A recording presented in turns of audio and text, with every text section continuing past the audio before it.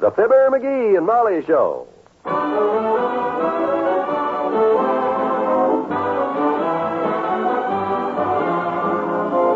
Every weekday at this time, NBC brings you Fibber McGee and Molly transcribed. The show is written by Phil Leslie and Ralph Goodman and directed by Max Hutto.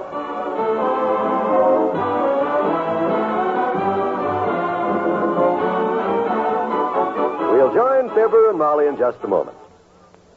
Here's a message of importance to all those who employ labor. It's a fact that the disabled veterans of America make up the cream of our country's labor supply. So far, about 2/3 disabled veterans, fellows who served in World War II and Korea, have had just about the best kind of vocational training ever offered to any group of workers. Training given at government expense under Public Law 16. The training has been well planned and well supervised. And the Veterans Administration, which handles the program, has made doubly sure that there'd be no round pegs in square holes. Every veteran has been trained for what he can do best. So why not make use of trained disabled to fill any job vacancies that you might have? They served their country once in uniform, and only you can give them the chance to serve it again. This time at the workbench or office desk. The nearest office of the State Employment Service can give you all the details. The State Employment Office in your district.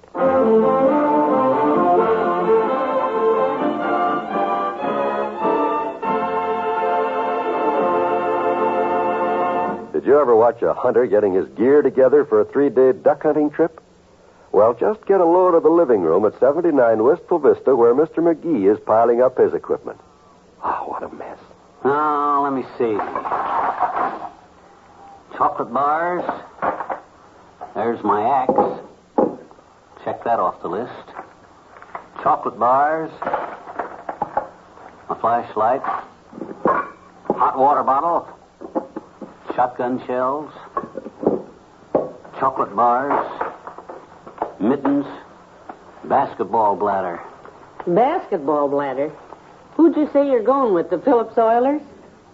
The basketball bladder, my dear, is to cut patches out of in case my rubber boots spring a leak, which they never failed to do yet. I see. Now, would you mind shoving some of this valuable equipment to one side so I can get through to the dining room?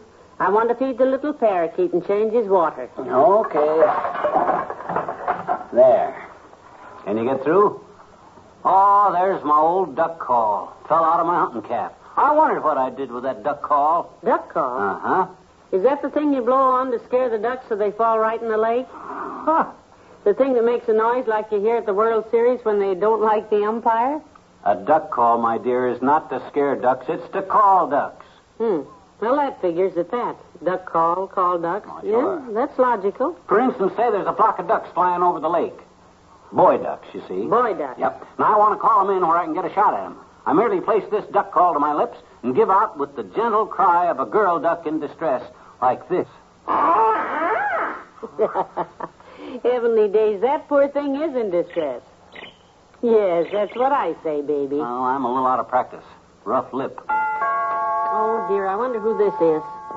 This messy room is... Come in, if you can get in. Hello, Cora. Hi, Miss McGee. I just thought I'd stop in and see how your parakeet is. Oh, moving, are you? Oh, no. Hi, Cora. Hello, Mr. McGee. I just stopped in to see how your parakeet is. Where are you moving to? The parakeet's fine, Cora. He's out there in the dining room. And we're not moving. McGee's going hunting. Oh. Yeah, me and Doc Gamble. Going up to Lake Wapahokee.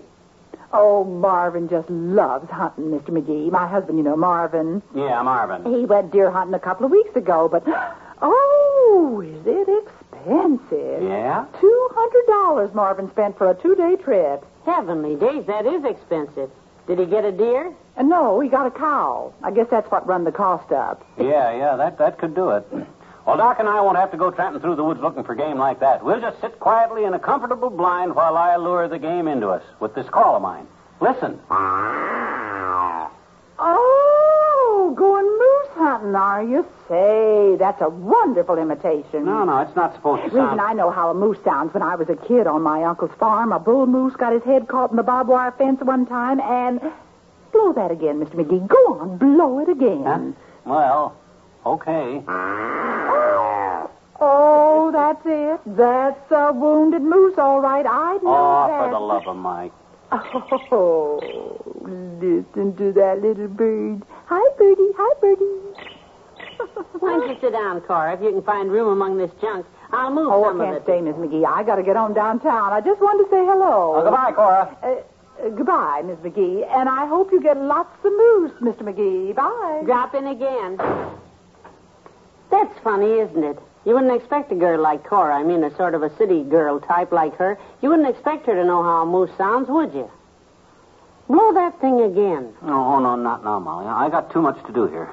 Now, let me see. I got to find my hip boots, fix the handle on my hunting knife. Hey, my license. I got to find my hunting license. How much does a new one cost? $3. Why? You've got this house in $1 million uproar now, McGee. Look, I'll give you $3. Run down to the city hall and buy a new one. Oh, no. I'm not wasting dough like that, kiddo.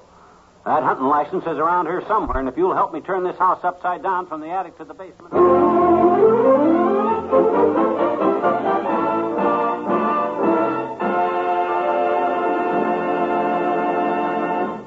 Back to Wistful Vista in a minute. Why are United States savings bonds such a good investment? Because every dollar you lend Uncle Sam helps to ensure freedom. And freedom for your country means personal security for you. Every ship your money helps to build, every plane defends you and your family and home. Yes, the money you invest in savings bonds has a big job to do. Yet when that job is finished and your bonds mature, you get your money back and more. $4 for every $3 you put in. That's right. You pay only $18.75 for a $25 bond, $75 for a $100 bond. Your savings bonds are more than a dollars and cents investment. They're an investment in a way of life. Show Uncle Sam you believe in him. He'll show his gratitude with interest. Never forget, when you buy United States savings bonds, you're investing in freedom and personal security for your own future.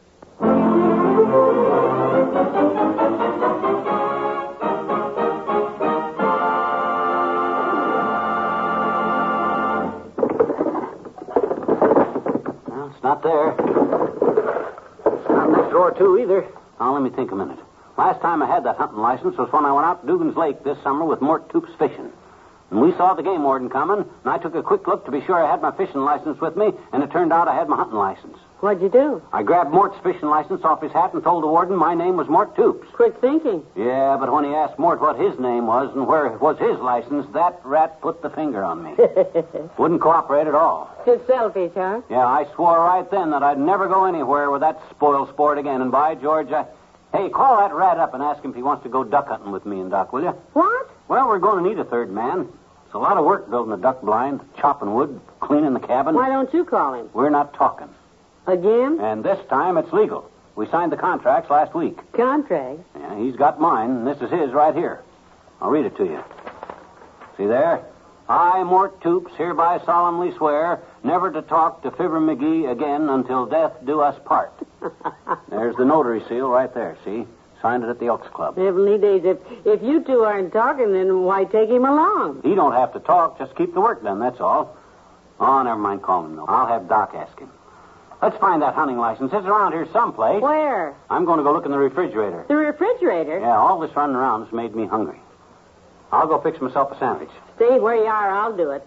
I don't want my refrigerator to look like this living room because... Okay, Tootsie. Put plenty of mustard on it. Ah, there goes a good kid. Sweet and simple. As long as she's sweet, everything is simple. But just let me forget once to wipe my feet when I come in the front door and all... Hey, McGee, you home? Oh, hi, Doc. Come on in. I can't stop in a minute. I'm on my way down to the city hall to buy a new hunting license. You want to go? Haven't you got a hunting license? I lost it someplace. Housekeeper's out of town. It's simpler to buy a new one. You got yours? I'm looking for it now. I had it this summer, but I can't find it. Come on, I'll drive you down there. City hall closes in half an hour. Oh, no. I'm not throwing any $3 away like that there. I'll find my license if it takes... Okay. Suit yourself. Now, one thing more. I ran into Herb Travis a while ago and asked him to go with us. Told him I'd check with you, okay? Herb? Oh, he's a nice guy, all right. Does Herb hunt? Well, he says he's never been, but he'd love to go with us. He can chop wood, can he? Sure. Clean the cabin. Sure. He can help us drive, wash the dishes, clean the ducks. Ha, good old Herb. I'd love to have Herb. That's what I told him. See you tonight at bowling, huh? Okay. Goodbye, Molly. Who's that? Doc Gamble. Hello, Doctor. What? He said goodbye. He left. What? I didn't even hear him come in. He's going downtown to buy himself a new hunting license. Lost his like I did. Only old Fatso ain't got the ambition to look for his like I have. No wife to do it either like you have. No, he does it the extravagant way. Jumps in his car and goes down to... Hey, that's it. That's what? I'll bet that's where I left that license. Get me the hammer, will you, kiddo, while I run out to the garage and get the crowbar. Hammer? Crowbar? I'm going to take a look in the trunk of the car.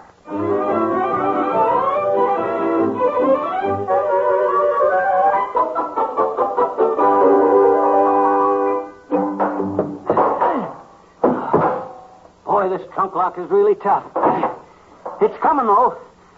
Well, I know I shouldn't ask a foolish question, but haven't we a key for the trunk of this car? Lost. That's what I thought. This thing ought to... There. Now, let's take a look. There's my flannel shirt. Let me see, right here in the pocket. Aha! My hunting license. What did I tell you? I'm so happy for us, dearie. Any competent body repairman can fix that trunk for $40 or $50, and you saved a clear $3 by finding that license. You're wonderful. Yeah, well, I told you it was around here someplace, and here it is. Look at that. County of Wistful Vista, hunting license, issued June 30th, 1952, expires June 30th, 1953. June 1953. Oh, my gosh. Hop in and start the car, Molly. I'll tie the trunk down so it don't rattle. We've still got 12 minutes to make the city hall.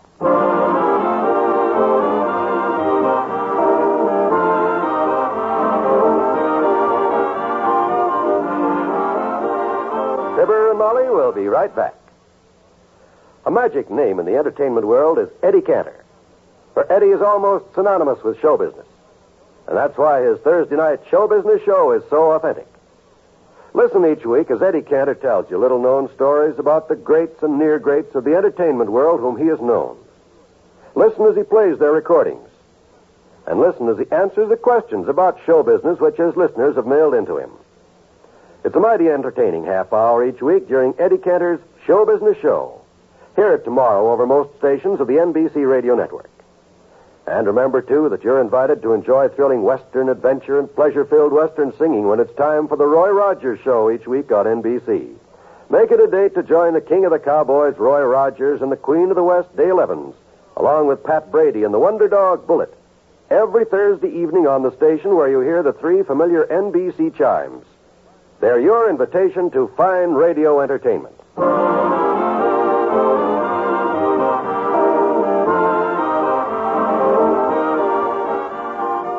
I'm just about all set for our hunting trip Friday, kiddo. A few more chores to do tomorrow, and I'm all ready.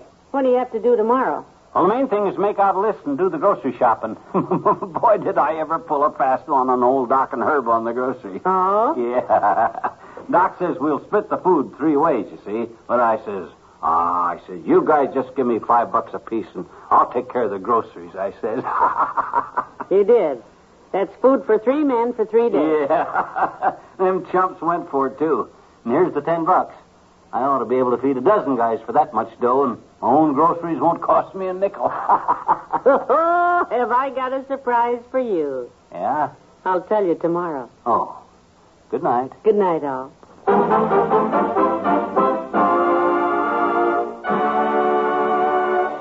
NBC has brought you the Fibber McGee and Molly program, transcribed with Arthur Q. Bryan as Dr. Gamble and Elvia Allman as Cora.